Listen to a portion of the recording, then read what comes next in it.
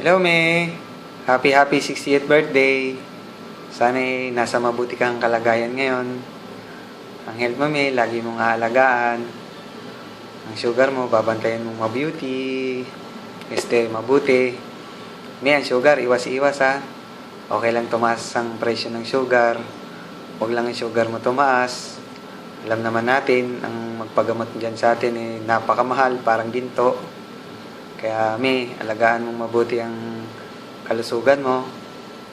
Wish ko, May, sana maging mabuti lagi ang kalusugan mo dyan. Lagi kang ilayo sa sakit. At sana lalo pang pahabain ang amang buhay mo para malagaan mo pang mabuti ang mga apo mo at ang mga magiging apo mo pa. Lalong-lalo na sa akin, Mami.